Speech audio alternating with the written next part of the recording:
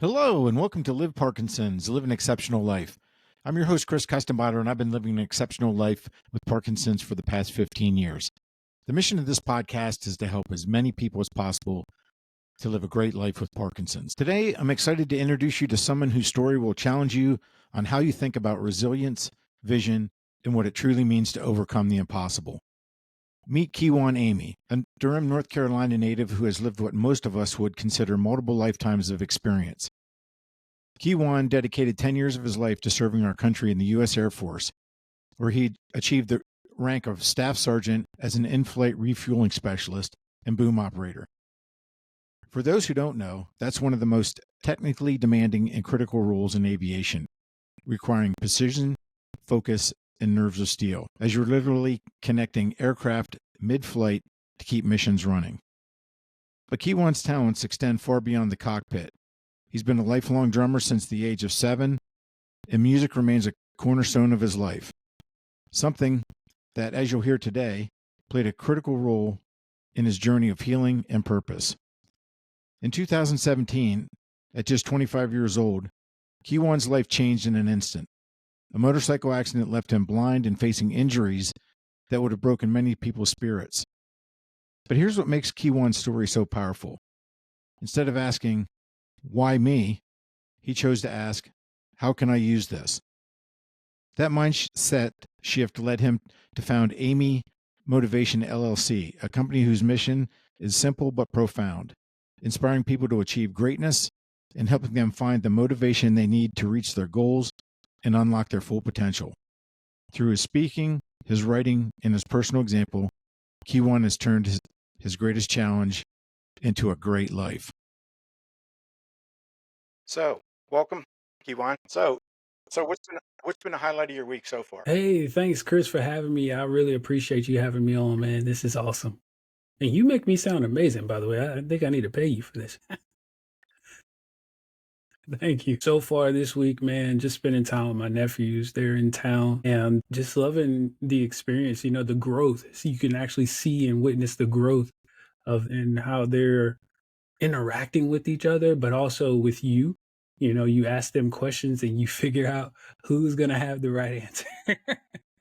Or what kind of answer you're gonna get, because man, you never know what's gonna come out of their mouths. That nice looking drum set back in during the introduction, and that is a nice looking unit back there. So can you tell me a little bit more about your musical journey? Man, ever since I was like 5, I always kept my eyes on something musically. Now listening to music, I'm sure I've always been that groovy little kid that wanted to dance, but I knew I had a true love for music when I would go to church, because I grew up in the church and I would just watch the drummer. That's all I wanted to see. Not to say that I wasn't there for other reasons, but as soon as the music started up, I am looking at nobody else. I'm only looking at the drummer. Shout out to my friend Travis. But golly, at first it started out with my cousin Spunk. But yeah, then it switched over because he left and went and played drums for his mother's church. And now, I follow the footsteps of him and as well as Travis. And now I'm on my own, kind of leading and doing my own thing now. So as you can see, the drums behind me, man, those are my babies back there. I actually bought those after my accident. It's kind of a birthday gift to me, because it was around my birthday. And I bought them for a birthday gift to continue celebrating life. You know what I mean? And the fact that I can still play the drums at a high level, not just play them, but I mean, play them in all different places. I've been all the way to San Antonio playing them. People asking me, "Are you coming back?" And I'm like, "Yeah, if you fly me back out here." Because I was only there for a vacation. I wasn't there to play. They actually threw me on the drums. I was just there for vacation, man. Next thing I know, I'm behind the set. Okay, so it's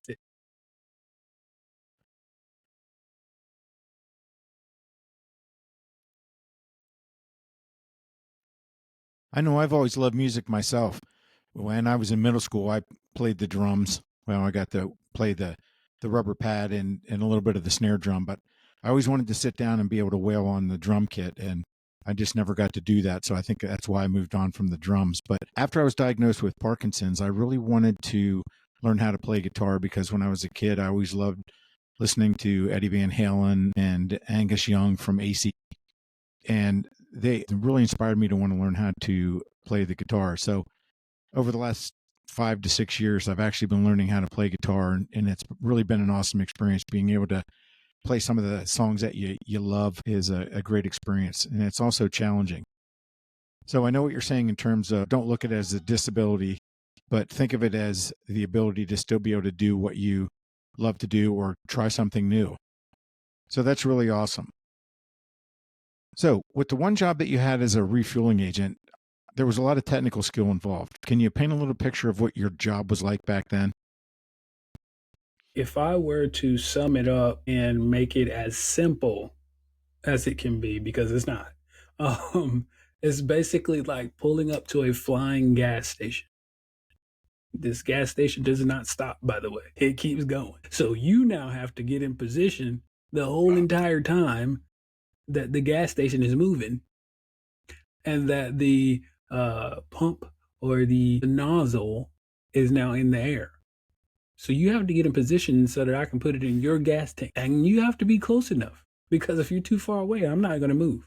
I'm just going to sit there and wait until you get closer because there are certain limitations. I don't just have unlimited reach, and so that's to keep me safe as well as you. And you also don't want people to be too close either because that's, again, a safety thing. But that's the simple way of putting it. The knowledge, the studying, sure, like you said, nerves of steel that it takes to do this job at 20,000 feet on average is just nuts. It's mind-numbing sometimes. And I still remember the first day that I saw the actual boom, because that's what we call it, a boom. That's what we refuel with and make the connection to the other aircraft. When I first saw that thing in real life now, I mean, we could talk about the simulation all day long. That computer compares nothing to the real thing. Because when you really see something in the air, just hanging there like, okay, I'm actually controlling this thing. You see it in the sim, but when you're actually controlling it and you can feel the wind shake it, this is different. That does not happen in the sim. The wind actually shakes it in the sky. When you're fighting against the wind to pull that thing left and right, up and down, oh man, we can actually steer the aircraft. It's not like obnoxious, but you can actually steer the aircraft with it. I can slow it down if I push it all the way down. It's so cool because it's, the aerodynamics of it. It's so much. I loved it so much, man. It's just one of those things that you can get so wrapped up in, especially me because I was also an instructor. That's awesome. Now, to build on that, can you take us back to what your life was like when you were 25 before the accident? What did you do for fun? Tell us a little bit about how you lived back then. Yeah, we can. That was, yeah, for sure. That's what my story is all about, man. And so 25, I am 6.5 years into the military at this point. Maybe just a little under, but yeah. In 6.5 years, I've been on 4 deployments. I have become an instructor, had numerous students, many teachers, seen promoted all the way up to the rank of staff sergeant in maybe, I think 4 years, was it? Yeah, 4 years. It took me 4 years to get to staff sergeant. When I tell you I was flying through everything, it took me, 5 years. 5 years. It took me to get there in 5 years. But when I tell you I was flying through everything, it was just like life was so, oh man, it was literally like if you blinked, I would have missed it. Because it was happening so fast. And this is me being, what they call a hard charger. That's one of the, labels they put on it. You're a hard charger, go getter, everything. I mean, I love that they want to put labels like that on me, but I was just doing what I was told. Simply put, I was doing what I was told and what I was supposed to do. That's the other thing. because some people do get told things to do, but they don't do it. I mean, and then you speed life up from because I went from active duty to the reserves. I did 4 years active, and then I what we call palace chase. That means if you don't finish your full active duty commitment, you can go over to the reserves, but you have to double what you had left on your reserve commitment and put it on the reserve side. I said, oh, that's fine. I don't mind because I do still want to do the job. I just don't want to do the active duty part of it, And so I went to the reserves. They said, welcome to the dark side. That's what they told me. Welcome to the dark side. I said, the dark side? I thought this is where the cool guys come and hang out. Well, I guess the dark side means that is the cool guys, But it was so amazing. I had a blast on the reserve side. Don't get me wrong, I did have some great times on active duty, but it was just the pace that we were running at. I did all of my deployments on active duty. Within the first 3 years, I had 4 deployments. The first two came in within 6 months of each other. The first 2 came within 6 months of each other. I went from June to August, I was deployed. And then October to December, I was deployed. Or that same year, dude. That's what I mean. I was like, I don't know do I still live here? Should I just be detached? It's one of those things. And you really didn't want to, say nothing. Like you just kind of tucked your tail and like, maybe this is how it's supposed to be. That kind of thing. And that's just how I took it. And again, when I went to the reserves, never deployed again. Not because I didn't want to, but it was because we had a lot of guys who came over from another base that actually closed down and turned into an Army airfield that was near our base. So they took all our deployments because they love deploying. You definitely were a hard charger. Now, if it's okay, I'd like to switch gears and talk about that fateful day back in May of 2017, if it's okay. Can you walk us through that day and what happened? And then that'll kind of help us lead into what your life's going to be like after that particular day. Comes May 5th, 2017, man, after being in the reserves for two years and some change. Yeah, two years. Yeah, May 5th, May 5th, 2017 was the day of my accident, my life-altering change.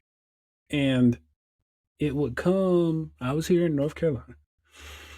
And I actually had a business that I used to own called Kijuan Enterprise, where I did website design and management, social media marketing, and photography. Well, I was actually doing some photography that day for one of the websites that I managed. And the place that I had to go to take the pictures, it was only like 10 minutes away from my apartment. And I had jumped on my motorcycle to go do it. So I said, let me go run over here and do this. And now, it'll be real quick. Because it was a really nice day in North Carolina in the month of May. I love spring weather, by the way.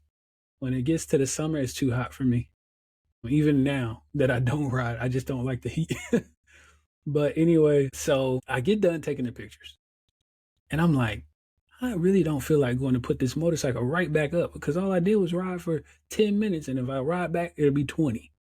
And again, it's a great day out. I mean, beautiful day. And so I said, where can I go? So I went to one of my favorite spots to go relax, meditate, unwind, just sit there and just be able to think. Sit there with your thoughts, and that is a lake in North Carolina called Jordan Lake. Now, on the cover of the book that I wrote, Don't Focus on Why Me, From Motorcycle Accident to Miracle, that is the backdrop that you see on the cover.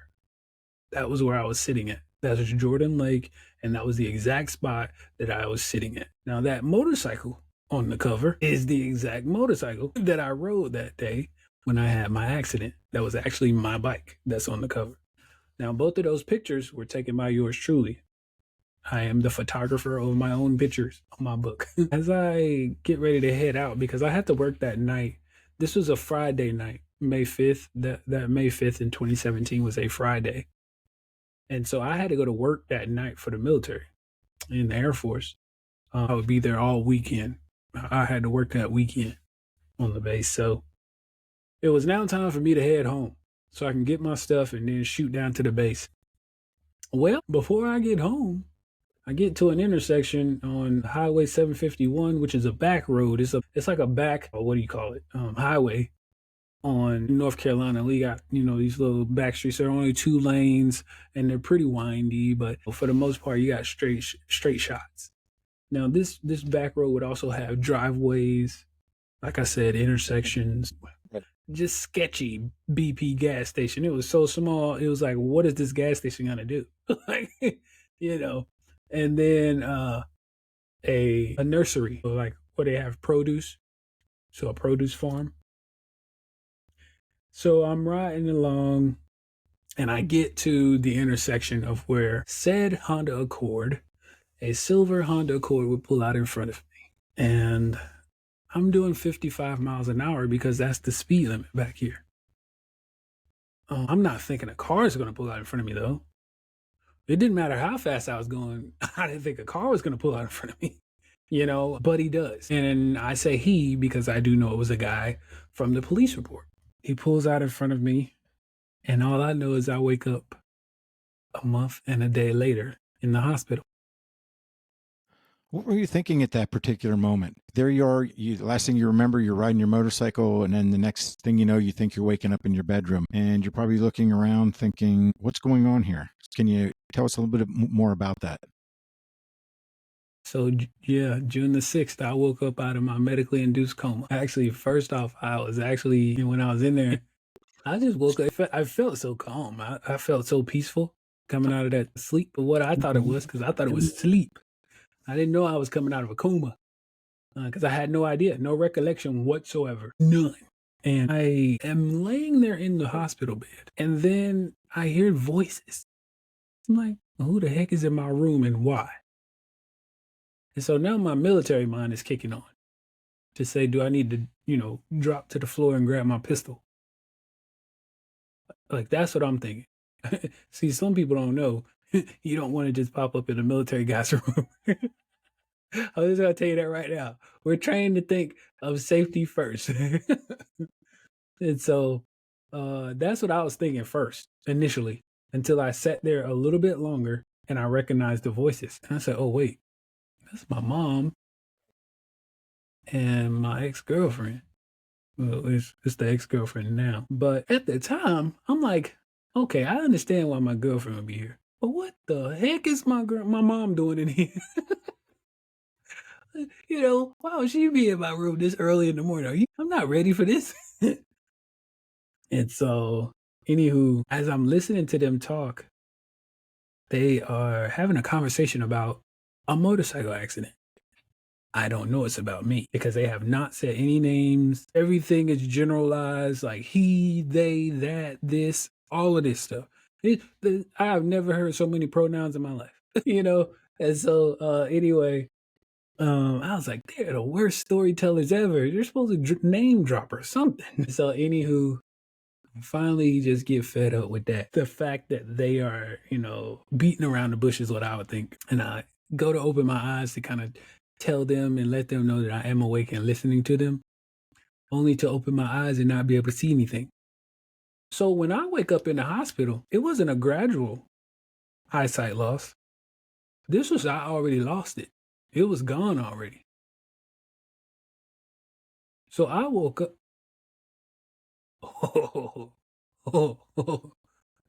There was wait a minute.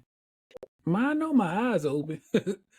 And so, because I like to think through processes. So I said, wait a minute, I know my eyes are open. Time out. And so I close them really hard and then I reopen them. I'm like, yeah, no, this is not working. So something's off. And so I go to speak to my mom and girlfriend and nothing comes out. All you hear is, I couldn't talk because my jaw had been broken and they wired it shut. Now we can hit the panic alarm because I can't see, I can't talk. I'm like, I didn't even realize I couldn't move that well because I haven't really tried to. I don't know. Maybe my mind was telling me I shouldn't move. I don't know. I just hadn't tried. And so now that they notice me, trying to signal them or talk to them, they're both coming to my bedside and trying to get some information out of me. What are you doing? What's wrong? What's wrong? Are you okay? Everything like that. And I'm doing my best to communicate it through a closed mouth, literally a closed mouth. And so when they can't no longer understand me, my mom, she hands me a notepad and a pencil, man. I don't know if you've ever given somebody a side eye, but I did. And I said, really? Like it was one of those things. Really? Are you serious right now? You want me to write on something and you know I can't see. And so she was like, just do your best, try to write it down and don't write over top of anything. These were the instructions I was given. I said, okay. So I wrote everything down the best I could without seeing. And it went a little something like this. What is this motorcycle accident dream y'all are talking about? And she read it and she looked at me and she said, oh no, that's not a dream. That's what happened to you. And that had to be just devastating. And you're probably thinking to yourself, this isn't really happening to me, is it? So I don't know if you're thinking if this is a dream or not. Can you tell us a little bit more about that? Yeah. Chris, I didn't know what to do. That was like the last thing I said again. It was more of a, wait, what? Time out. Like start over. Say that again. One of those. I'm trying to ask and answer questions like to myself. I'm not saying anything to anybody. I'm asking and answering the questions to me right now because I'm in such a state of shock. I'm like, wait a minute. So all that stuff y'all were saying was about me? What the heck? There's no way. Like that's all I could think. And I mean, I sat there with my thoughts for the rest of that day, even until I think the next day, if I'm not mistaken.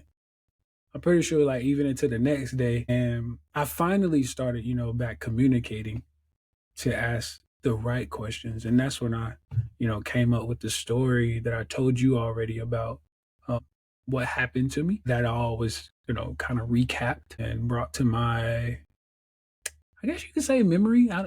I can't really say memory because I literally don't remember anything from the accident.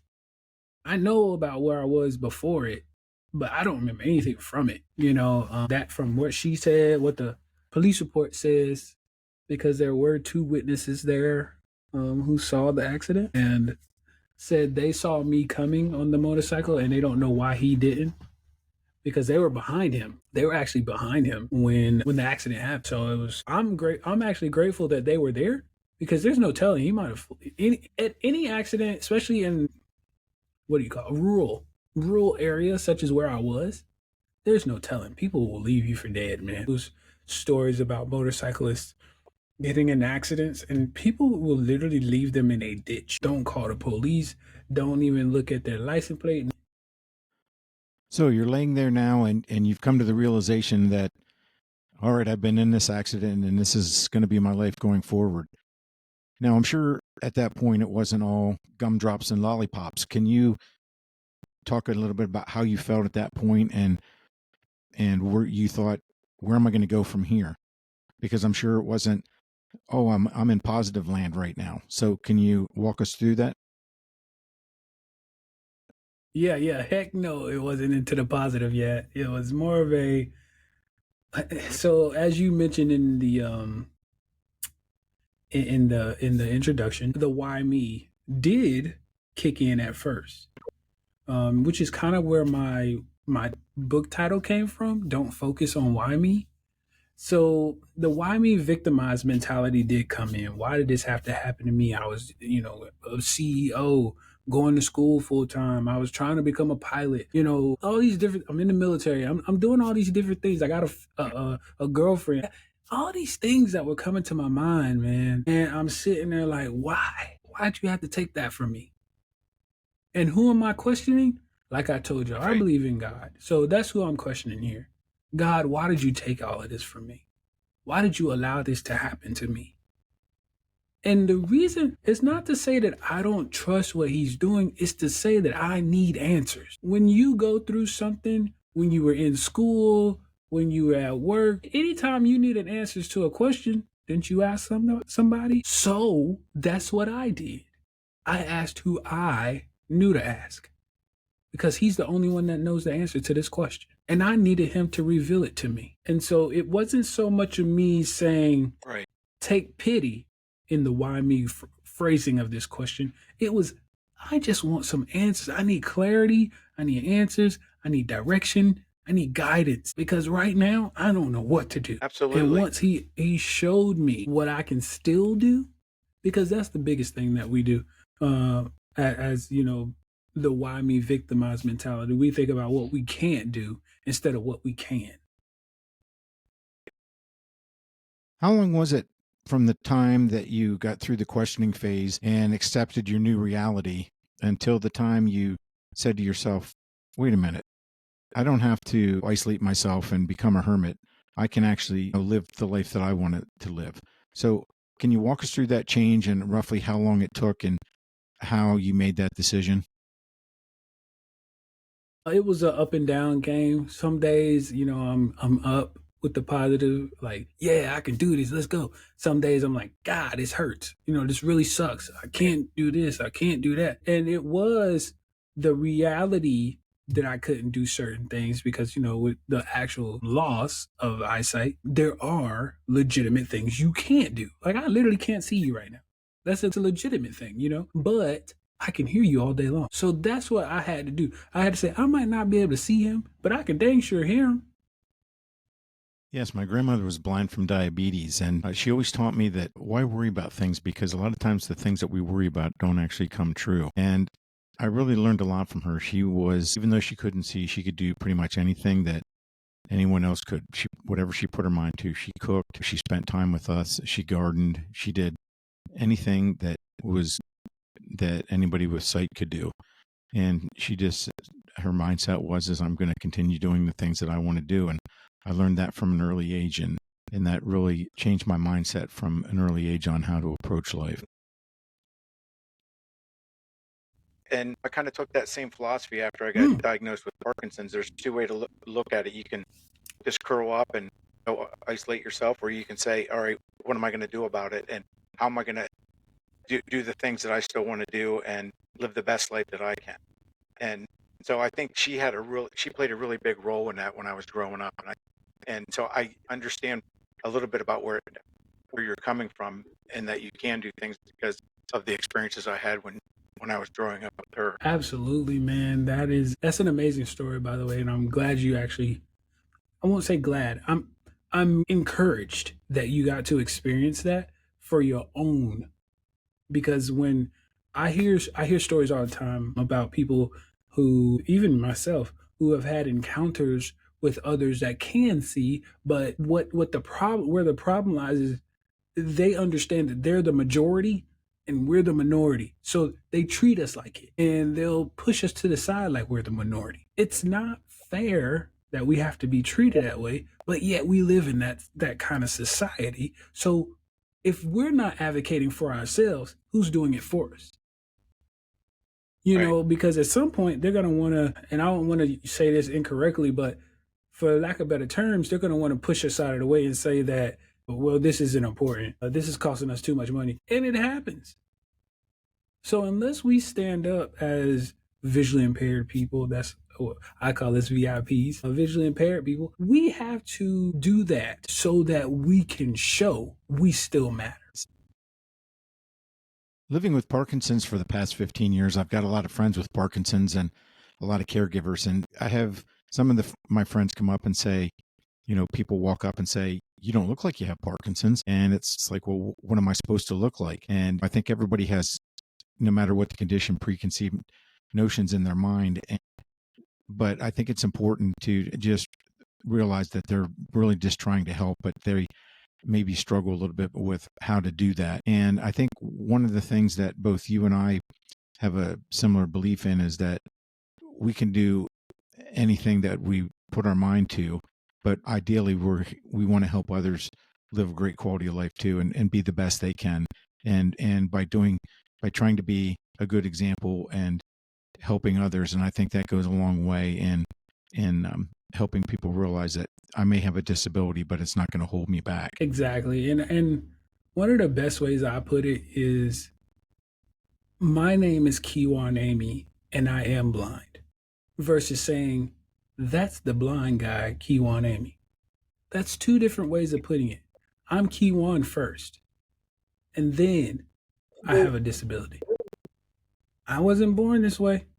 And even the people who are born this way, they were born as a body first, and then you start to develop other parts in your mother's womb. So I'm born the body of me first. So don't focus on what I lack or the limitations that I have. Focus on what I do have. Do you mind if I talk to you? Because I can do that. Do you mind if we sit down and eat? Because I can do that too. Do you mind if we sit down and just have a thinker's conversation? Because I do have a brain. So let's focus on the similarities.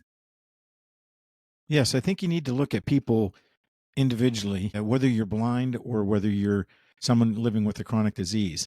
You look at the person and what they're able to do, and you respect them for that. As an example, when I told you my grandmother was blind, and people would always come up and say they would talk real loud, and I would say she's blind, but she can hear, and a lot of people would go, "Oh, I'm so sorry," and I think that people are trying to be very helpful, but sometimes they don't know how to do it, and it comes across as being awkward because they feel like they've got to tiptoe around, and it's just treat the person like you would treat anybody else. And whether you have a disability or a chronic disease, people just want to be treated like everybody else. I know I see. Absolutely, absolutely. And I started laughing because not to offend you or anything or show any disrespect. That was because it happens to visually impaired people a lot. For some reason, two things, I am either talked to loudly. These are for people that don't know me. I'm talked to very loudly so that they can understand it. I guess they need me to understand that they're talking to me. I'm like, I know who you're projecting your voice at, lady or man. And then secondly, it's like, does he need help? Who is he? And they're talking to my friend or my mom or somebody. Well, I mean, yes, but you can talk to him about it. Why are you talking to my mother? I'm a person. Like that's Right. the part. Yeah, exactly. We all need help. But that's the part that Yeah. this literally happens to blind people all the time. When somebody else is with us, they'll talk to them Right. versus talking to us. I still don't know why. We're trying to figure it out as a blind community. We really are. And it's almost like getting permission. It's almost like you have to get permission to talk to somebody visually impaired. And I don't know where that came from. I don't know what it stems from, whatever. But regardless, you don't have to talk to the individual the same way you would talk to anyone else. Yeah. So I thought that was interesting. So I guess then, how did you go from being in the hospital and you made that decision rather than why me to um, having that light bulb moment and saying, "Hey, you know what? I want to move on and I want to live my life." Yeah, well, again, after God started giving me those, the blueprint and guidance and encouragement to say, you still can, that's what I did. I took that, I still can, and I ran with it. I mean, it was first a slow walk, but eventually I got to a point where, yeah, I actually can run now, man. I broke both of my legs in this accident. I broke my spinal cord. They all have metal in them. And I can now run again. I couldn't even walk at one point. I had to learn how to walk again. Yeah, I literally had to learn how to walk again, man. I don't wish that on anybody. Now, there's one thing to learn how to walk when you're a kid, and I always say this as a child. When you're learning how to walk as a child, you are somewhere around that 20 pound mark, somewhere around there. Yeah, try adding 100 to 120 pounds to that. It is not fun. It is not fun at all because I was like literally skin and bones at that time, It's and like I that. had been in a bed for a month, having countless surgeries, Right. I don't know if you're having old new enough to remember parts the put show Six inside of Million me. Dollar These are Man, no but that longer was my kind of what bones. These are metal the rods. show was about. This So, is titanium now. Metal detectors see me coming from a mile away. I've set so many of them things off. So well, how long did it take you then to fully recover? I heard about it. I heard about it. Yeah, so, but yeah, it was one of those things, man. Like, I'm $1 million, by the way. I'm not quite as expensive as he is. I'm a million, but check that box. I mean, that's an interesting, question because of the simple fact that what really is recovery? You know what I mean? Because there was a point in time where I was just setting goals, what I wanted to get to. That first year, man, from in 2017, after I got out of the hospital, well, even when I was in the hospital, I just wanted to be able to walk. I just wanted to be able to transport myself. I just want to be able to get up out of the bed. Like these are little things I'm trying to do. I want to sit myself up. I'm trying to move my leg. These are little things, but every step I was checking off goals. And then when I got out of the hospital, I said, I want to be walking without any support. So that meant no wheelchair with a walker, no support cane, none of that. I didn't want any of it. I just wanted to be walking on my own by my birthday of 2017. My birthday is November 22nd. And so from when I got out of the hospital, I was discharged from the hospital July 7th of 2017. And I said from that point until November 22nd, I want to be walking without any support. Well, that goal was accomplished by almost a month. Absolutely, man. And that's what I continue to do. Like even in the gym today, I go to the gym now. I wasn't going to the gym then. I mean, I was, but these are like the physical therapy gyms. So it wasn't like I was lifting weights like heavy weight. Now I'm lifting heavy weights. I'm getting bigger for real now. Like I was just at the gym yesterday doing deadlifts and things of that nature, leg press, doing well over 200 pounds. Well over almost to I am 15 pounds away from deadlifting 300 pounds Right. 5 times. 15 pounds away. So I did 285 yesterday 5 times. Or so let me ask you this then. I was just going to say, you set the goal of being able to walk again. So when did you have the change that you said, hey, I really want to help other people, and you start your company and go out and be a Before that, motivational? yeah, no problem. So with that, it's always been a goal of mine. That's always been something that I wanted to do before I even had the company. So when I was in the military, I was looking to help others because I'm serving my country. I Right. mean, granted, yeah, we all know what we're doing when we take the oath, but it's more so like, wait a minute, every time I come back home, I get to come back home and I'm not seeing what I saw over Right. there. And that's when you realize the freedoms that you're fighting for.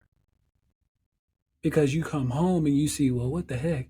But then sometimes you come home and you're like, what are y'all doing? Like, I'm fighting for y'all not to act like this, and yet y'all are acting like this. It's stuff like that that really bothers me in today's society. But then the other thing is when I did even the first business that I started in Kiwi Enterprise, I was helping people then. Absolutely. I was doing that for small businesses and those alike. And the reason I targeted, I guess you could say targeted or chose small businesses as a niche is because they get overlooked. The big companies or these other people that are supposed to be big companies are hitting them over the head with costs in these particular fields. And the reason I know is because I was a small business and I couldn't find anybody who was affordable. I said, well, what? You know what? That's a problem. Let me be the solution because I do know how to do these things. And that's why I did it. So I was helping other small businesses there. So now fast forward to Emmy Motivation. I chose to pick this or to build this business of keynote speaking for motivation, inspiration, and then resilience coaching, as well as trusted mentoring, because I understood there is a not just an avenue for that, but there is a huge gap in what we need in society today. And you know what's even crazier is people don't even realize they need it. Until I literally say again, oh, I was going to say until recently started talking to people about what I do, they were like, wait, wow, that's interesting. You know, I know somebody who needs that. And I'm like, yeah, I'm sure you do. A lot of people do. They just don't know they do until they talk to somebody about it. And why am I bringing this up? You don't know what you don't know, first off, right? Well, secondly, is you don't know if you've never talked to the person who actually does it. I could judge you all day long and never talk to you. But as soon as you open your mouth and tell me what it is I need to know about you, it's like a light bulb comes on. Oh, that's crazy. If you would have just asked, yeah, no, you are 100% right. I played sports coming up, and my best coaches, as you said, were the ones who challenged me. It wasn't the ones who were like, yeah, he's going to start regardless. No, they're going to be telling me, hey, what's your name on your, so-and-so is on your tail. You better get right. Oh, I'm going to start him this week. Hey, that was on Tuesday. We got till Thursday, and I might not be starting. And so, you know what I did for the rest of that week? I'm busting his tail all week long. You know what I'm saying? So it was a performance based, and I appreciate performance because of the simple fact that it made me better. Not just them, it made me better too because I didn't get complacent in the position that I had. So yeah, no, you're absolutely right. All right. So back to your, talking about coaching and mentoring. As a coach or a mentor, as a motivational speaker, can you tell us a little bit about what are some of the things that are involved and how you get people to go beyond to do the things that to get them to take action so that they don't stagnate or stay static? Well, some of the biggest things that I would tell people, I guess in the coaching realm for sure, is to find that passion that you had and bring it back to the forefront. Why do I say that? So, for example, me being a musician and playing the drums, I found that passion again. I had to bring that back. That fire is what got me back in, I guess you could say, back into life. It made me get back up and say, hey, I can still have something to do here. I can still do things, and when you find what keeps you going in life, it actually helps you.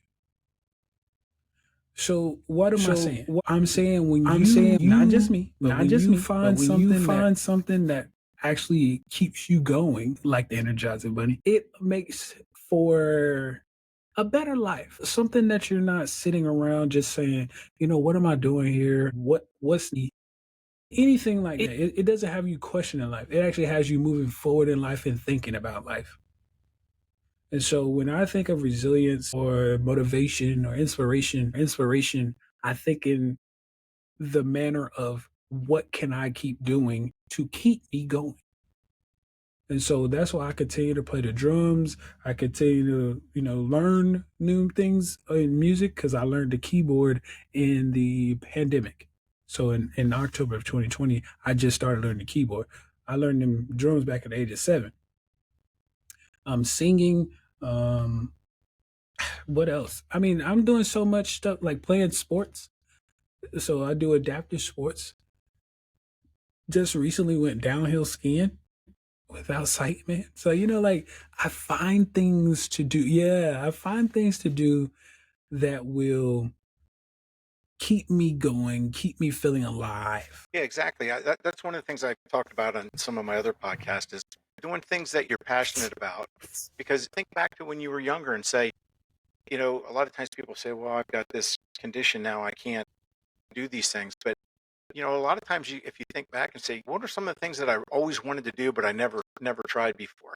And then go out and do it. I'm like you. I'm always trying to learn new things. I always, whether it's adult learning classes, it's learning new things on the guitar. I fly fish, so I tie flies. And, people say, how do you tie flies? Your hand shake. Well, you just have to adapt to it. But one of the things that I always wanted to do was go fly fishing in Montana. And I said to my brother last 2 summers ago, I said, I want to go to Montana to go fly fishing. You want to go? And he said, absolutely. And we went out and we had the best, you know, time out there, and we do catch and release, but we just had a great time, and it was something that I always wanted to do, and it makes you feel good about yourself, and it makes you want to press on and do even more.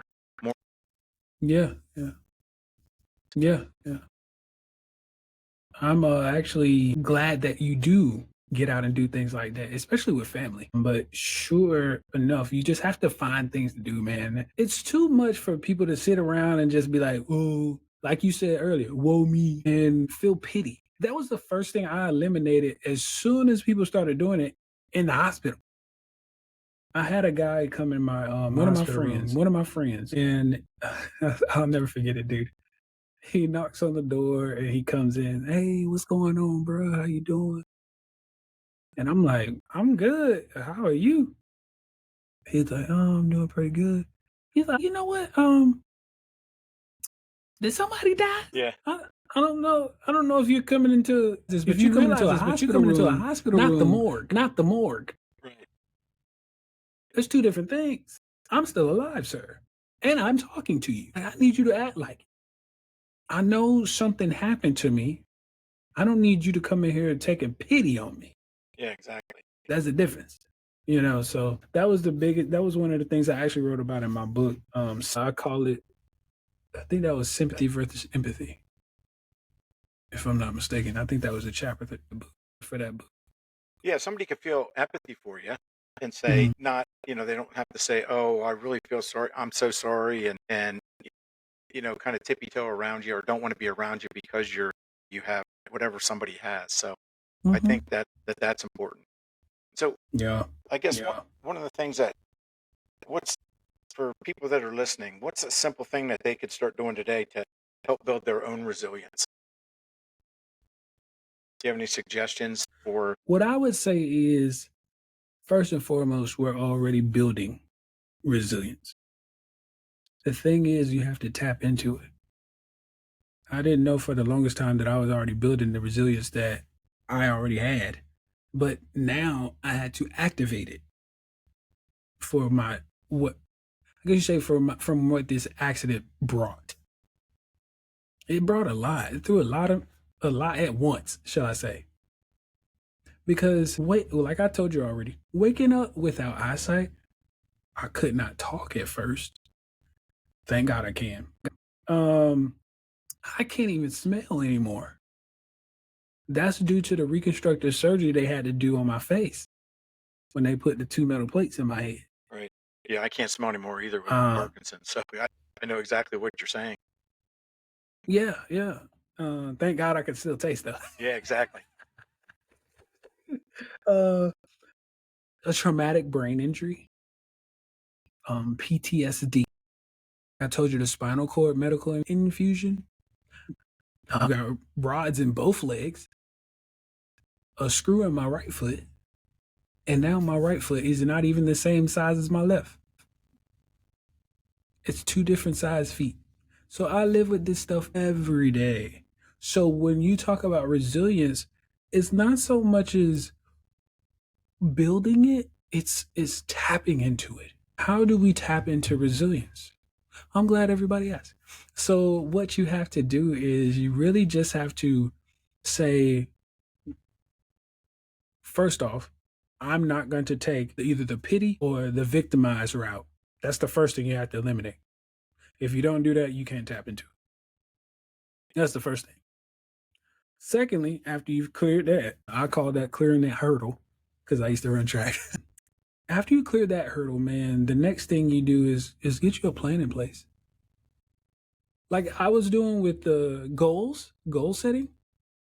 That's a huge thing. I think everybody should do goal setting. If you don't do a goal setting, yeah, if you don't do goals. Just do anything. Like for example, like me, I wanted to also get back into sports. I didn't know they had adaptive sports. I didn't know nothing about that. I mean, I knew about the Special Olympics, but I'm not trying to do that. Right. I'm talking about adapting, for example, archery, air rifle, tandem cycling. Told you about the snowboard, skiing. I did rock climbing, powerlifting, shot put, discus, bowling. You know what I'm saying? Like they have swimming too, but I didn't do that. It's a little harder for me to swim now. I could probably do better now, but at the time I was like, yeah, no. There's so many different things. You just have to be willing. Be willing to try things. Be willing to, even if you don't, come up with a hobby that you think I won't even say come up with. Try something and you might fall in love with it, man. I never thought I would shoot archery, and I felt like I was in the Hunger Games. Yeah, because you gave it a try. You were willing to give it a try, and then next thing you know, you say, "Wow, I really enjoyed this." So I did. Yeah, it's important. I agree 100% because I try to do that too. It's like somebody said, "Do you want to try?" Sure, I'll do it. And I mean, I may not like it, and may not do it again. But if I might surprise myself and really like it too. So pickleball was one of those things. One group of friends said, Oh, "Hey, I did that too. you want to play pickleball?" And I said, "Well, I don't really know anything about it." And now I love it. We get together and just have a great time. So I got a great story about pickleball. Hold on. So before we move off of that, was it last year, November in 2024. I went to this. I guess you say it was for Wounded Warriors Project. It was for Wounded Warriors Project, and we went to a pickleball court. Carrollton, was it Carrollton, Texas? Was it Carrollton, Texas? Somewhere in Texas. It was close to Dallas. I know that much. But anyway, we went to this big old. When I say big old place with pickleball courts everywhere, there's like 9 courts. wow, Just pickleball, and so we went in there. You got your wristband and all that stuff, and to the point where they even had like food for sale. This is how big this place was. Yeah. So anyway, me personally, I was just gonna sit out because I had never played pickleball a day in my life. But again, this is where trying things, not knowing that they're going to be fun. And so I said, I don't know how to play pickleball. I can't see, the ball's coming back at me. What? No, you know what? We're going to play, I guess, pairs or whatever it's called. Where you have 2 on one side. So it's a team, basically, you got 2 and then 2. And so I was the server, and whoever was my partner had to hit the ball for me. Well, let's talk about this here real quick because I remember, I think they only scored like 2 points, dude. And we went to, I don't even know what we go to, like 10 or 11, something like that. And so they only scored 2. We scored 10. I was the server. So you did underhanding and actually winning. Wow, that's incredible. Yeah, dude. I'll never forget it, man. So just to switch gears, how often do you go out and talk to do talks to groups and? Oh, it's all situational dependent. When there's no like set schedule. It's all, hey, we need somebody to come speak, or we got a conference, or like next month in Dallas, I'm going to a three-day conference. October, I'm going to a 2-day conference. I got conferences and stuff like that, and then churches might invite me, to their conferences, Bible school, like all these different things I come speak at. I was just speaking at my church on Sunday. So what's one of the most meaningful things maybe anybody came back after hearing you talk and said, hey, after listening to your story, I've really changed. Do you have any of those? Can you think of maybe one of those? I actually saved somebody's life, man. And this was not based off of a speech. It's actually based off of my book. My book talks about my accident. Talks about the motorcycle accident. Then it talks about the many different lessons that I talk about life teaching me. And so the guy, okay, first off, his sister DM me on Instagram. and she said, I caught that message. I don't know because it was a request, so it didn't come directly to my box. And I did read it, and it, if I was to surmise it, it went a little something like this. Thank you so much for writing your book. It really saved my brother's life. He was involved in a motorcycle accident similar to yours where he lost his eyesight. Ended up in the hospital, and thinking about taking his life because he didn't know what he was going to do next. And once I let him listen to your book, it changed his perspective on life. And now he wants to stay here and find things to do, give back and stuff like that. Incredible. So my book has, and then she said, P.S. He reached out to you, but you never responded. I said, oh, shoot. So I went back into the DMs and looked for it. And I responded to him first. And then I responded to her. Good thinking. Yeah. Oh, that's an incredible story. So that had to make you feel good. Absolutely. But the thing is, that was the whole purpose for writing my book. To not for, saving lives, but for making an impact. Yeah. Because not only did it impact him, it impacted her life too. Right. Because that's his sister. Right. Yeah, there's a snowball and ripple effect that goes along with that. Absolutely. Absolutely. Yeah. So if people wanted to connect with you, how would they do that? Yeah, absolutely. If you want to follow me on social media handle on all of these platforms, which is LinkedIn, Facebook, and Instagram, is Kijuan Amey. That's KIJUANAMEY. And you'll see a nice picture, and I'll have on some shades smiling. So if you don't see me smiling with a really nice face, it wasn't me. Also, if you would like to book me engagements such as what I've already mentioned, or even something that you want to create new, feel free to go to my website at ameymotivation.com. That's AMEY motivation.com. And you can also find my book on there as well. Don't Focus on Why Me, From Motorcycle Accident to Miracle. Or if you want to hear the audio version, you can go to Audible or Apple Books, and search the same title, and you'll get the book. Awesome.